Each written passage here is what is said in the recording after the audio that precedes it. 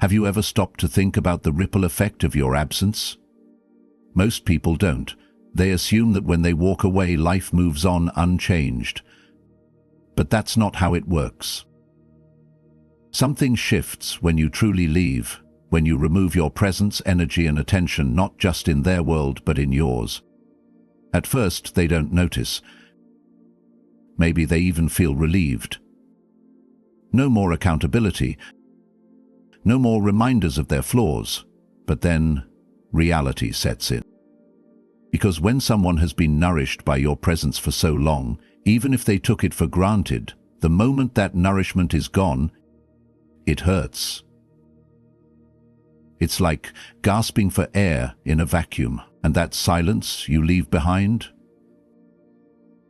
it's deafening. It forces them to sit with their own thoughts, their regrets and their mistakes. It makes them ask the questions they never wanted to face. Where did I take them for granted? How did I not see their worth? What would I have done differently if I knew they would leave? But this silence isn't just about them, it's about you too. It's the space where you stop proving your worth and start realizing it for yourself. By the end of this video, you'll understand exactly what happens when they finally regret losing you and why you won't even care by then. So, if you're ready to reclaim your power, hit that like button, subscribe and comment below. My absence is my power. Now let's begin. Number 1. The profound impact of absence. Have you ever stopped to consider the weight of your absence? Not just as a space, but as a force that reshapes everything left behind? When you truly walk away, a shift occurs, not just in their life but in yours. At first they may not notice. They might even feel relieved, mistaking your silence for weakness, assuming that they are free without your voice pointing out their faults. But silence has a voice of its own, one that speaks louder than words ever could. Your presence once nourished them and gave them a mirror to see themselves clearly, whether they wanted to or not. But when that presence vanishes, when the comfort they took for granted dissolves into nothingness, they begin to feel it. Not all at once, but in creeping, insidious ways. The absence is not just a lack, it becomes a weight, pressing down on them, forcing them to confront what they had been avoiding. And this is where the real impact of your departure is felt, not in the initial moments, but in the slow, suffocating realization that what they had is now gone. From a Stoic perspective, this moment of silence is the ultimate assertion of control. You cannot dictate their reactions or make them see what they refuse to acknowledge. But you can choose to remove yourself from the equation, reclaim your energy, and let go of the need to be heard. And in doing so, you leave behind something far more powerful than your words, an absence that forces them to listen to themselves, perhaps for the first time. Number 2, the recognition of your value after loss. The silence becomes unbearable at some point, not because it is empty, but because it is full of everything they once overlooked. You were the constant, the one who checked in, cared, and carried the weight of emotional labor without complaint. But when something is ever present, it fades into the background, unnoticed, like the air they breathe. Only when it is taken away do they gasp, realizing how much they relied on what they once dismissed as ordinary. Your absence is not just an emptiness, it is a revelation. It strips away their illusions, forcing them to see that what they assumed would always be there was, in fact, a privilege they never earned. They replay the past, searching for the moment they should have held on tighter, the moment they should have listened instead of assumed, appreciated instead of taken for granted. But hindsight is a cruel teacher.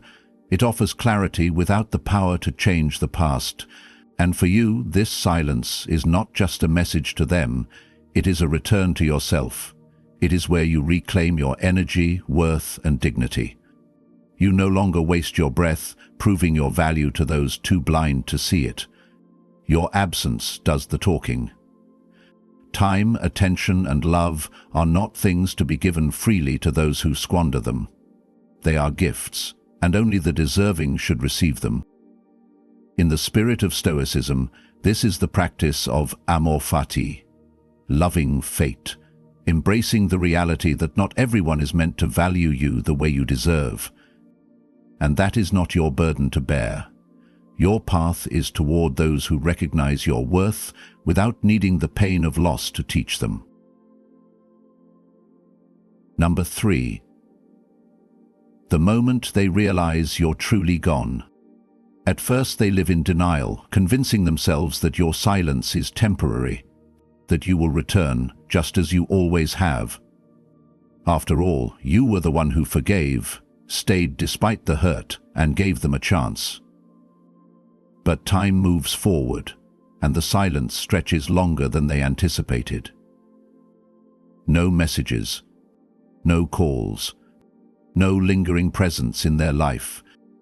In the small moments, the sudden jolt of hearing a song that reminds them of you, the reflex to reach for their phone, only to remember there's no one left to answer, the truth begins to set in. You are not coming back. They begin to feel it in the hollowness of their daily routine, in the empty spaces where they used to be. They remember the warmth of your presence, the subtle ways you made life easier, softer, more bearable. And for the first time, they recognize that they were never entitled to you. You were not a fixture in their life, but a choice they took for granted until that choice was no longer theirs. Regret creeps in, but regret is powerless against time. They ask themselves the same questions over and over. Why didn't I appreciate them when I had the chance? Why didn't I try harder? But those questions come too late. You have already turned the page, written yourself into a new chapter in which they no longer exist. From a biblical perspective, this is the inevitable consequence of neglect and entitlement. Do not be deceived, God is not mocked. For whatever one sows, that will he also reap. Galatians 6:7. They sowed indifference and now they reap loss, but that is no longer your concern. You have moved on, not out of spite, but out of necessity. Some lessons can only be learned in absence, and some departures are the beginning of true freedom. Number 4. Your role in their story and the journey back to yourself.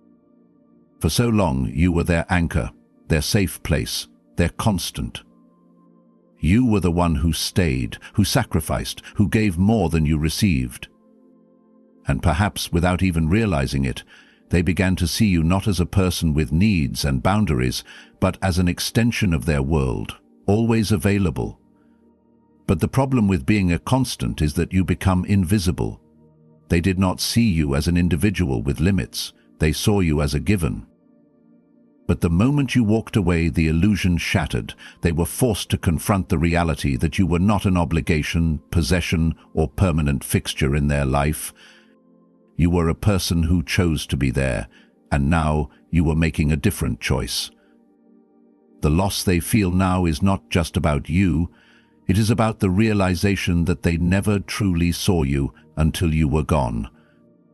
For you, this was not just an act of leaving, it was an act of self-restoration.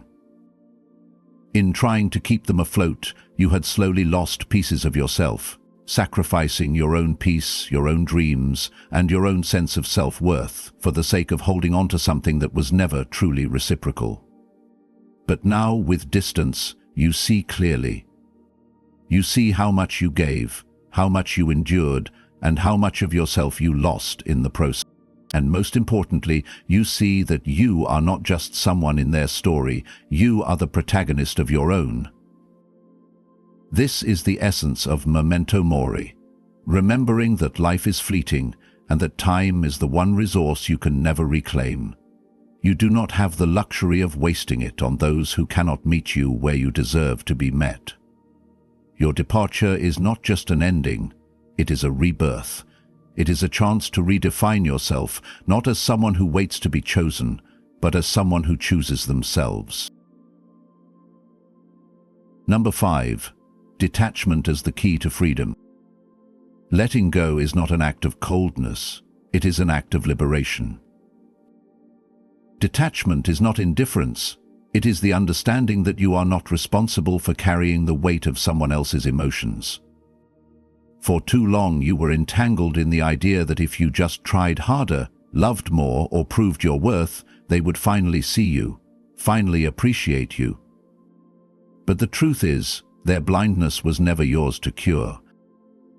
True freedom comes when you release the need for validation and stop expecting closure from those who never valued you properly. The more you detach, the more they reach for you, trying to pull you back into the cycle of reassurance, but that is no longer your burden to bear. They may regret, wish, or even promise change, but your peace is worth more than their remorse. Marcus Aurelius once said, "You have power over your mind, not outside events. Realize this, and you will find strength." This is the heart of Stoicism. Focusing only on what you can control, your thoughts, actions, and choices. You cannot control their regret, you cannot rewrite the past, but you can choose to detach, walk away without bitterness, and reclaim your life without looking back. Detachment is not about punishing them, it is about freeing yourself. It is about choosing peace over chaos, clarity over confusion, and self-respect over longing. It is understanding that their reaction to your absence is theirs to process, not yours to fix. And in that understanding, you step into the greatest power of all, the ability to move forward, unburdened and untethered. Number 6. Their regret and your liberation. Regret has a way of creeping in slowly, building with every passing day, every unspoken word, every memory they once dismissed. At first it is a whisper, a fleeting thought, but then it becomes undeniable. They see glimpses of you everywhere, in the way someone else laughs, in the space beside them where you once stood, in the small, unremarkable moments that once felt insignificant, but now feel hollow without you. They remember how you loved them, the patience you gave, the unwavering presence they took for granted. And now, all they have left is the weight of what they lost. But their regret is not yours to carry. It is not your job to soothe their wounds or ease the ache of their realization. They are drowning in the very absence they created, but you are not their lifeline anymore. You do not owe them a second chance, a final conversation, or an explanation. The time for that has passed. As they sink into the depths of their regret, you rise.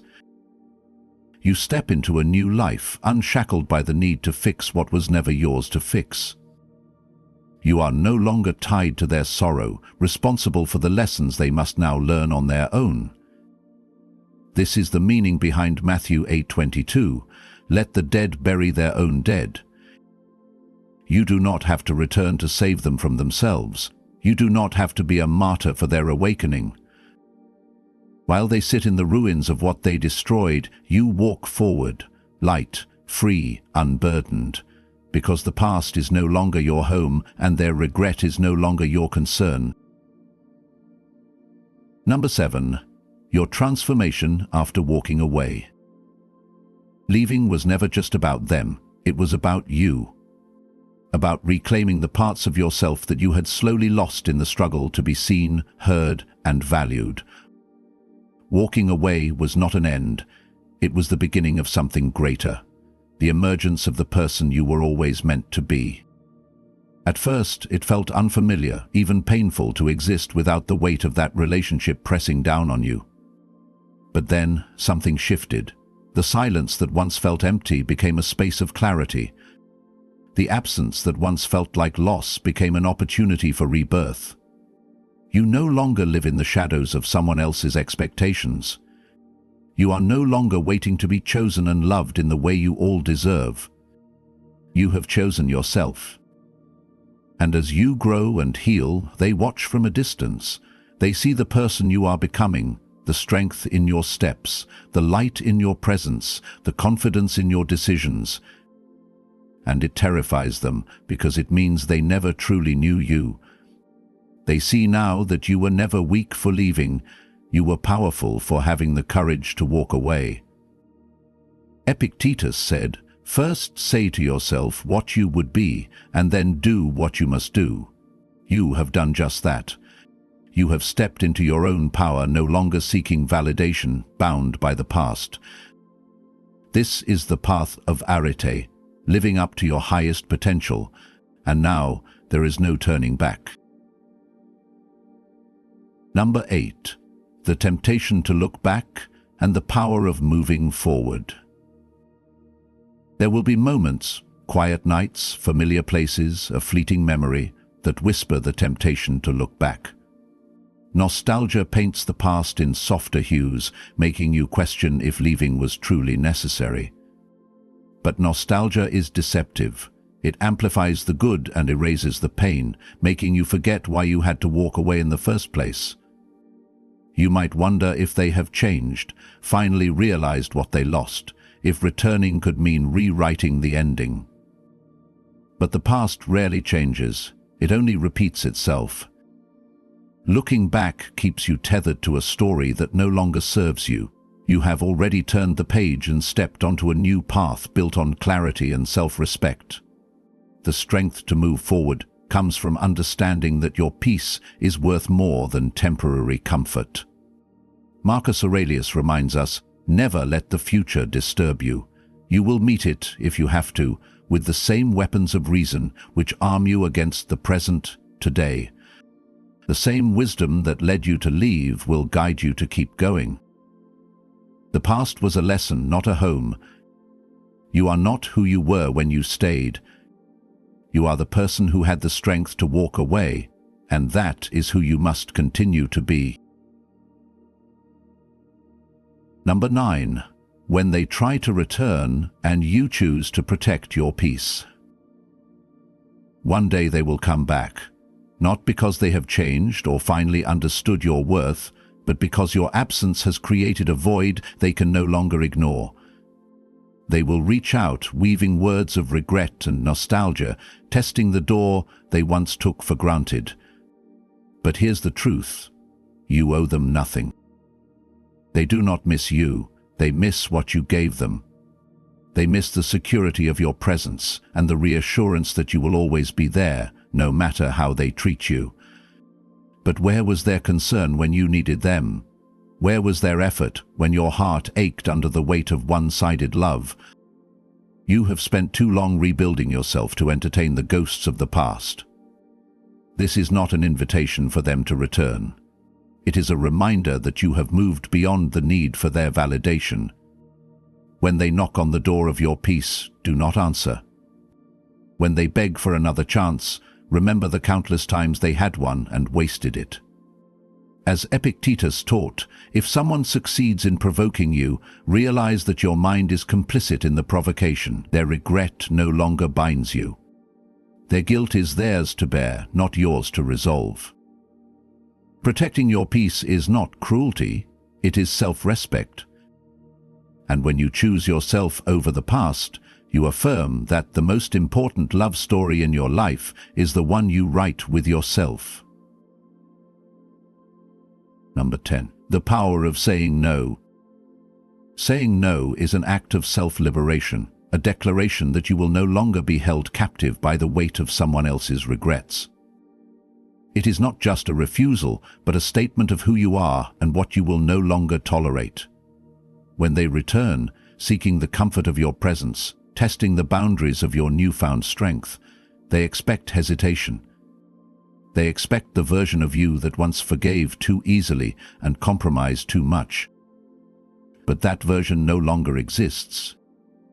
You do not owe them a conversation, an explanation, or closure. Your silence is closure. Your refusal to reopen wounds disguised as second chances is closure. They will try to convince you that saying no is heartless and that walking away is unforgiving. But remember, saying yes to them means saying no to yourself. And after everything, haven't you learned that you are the one who deserves your own loyalty the most? This is not about bitterness, this is about clarity. As Marcus Aurelius reminds us, if it is not right, do not do it. If it is not true, do not say it. The truth is, they had their chance. The truth is, your future does not belong to the past. Saying no is not a rejection of love, but an embrace of self-respect. It is choosing peace over chaos, freedom over entanglement. It is the final, irrevocable step in reclaiming your life. Now you see, the moment you walk away, truly walk away, is when they start to feel the weight of your absence. They don't notice at first, but over time, the silence gets louder, their regrets grow heavier. But here's the difference. You don't wait for that moment. You don't sit around hoping they'll realize what they lost, because by the time they do, you've already moved on. Your silence isn't emptiness, it's strength, it's clarity, it's proof that you were never the one who lost anything. They were. And now, you rise. If this video resonated with you, subscribe, turn on notifications and comment below. I choose myself. The journey continues. I'll see you in the next one.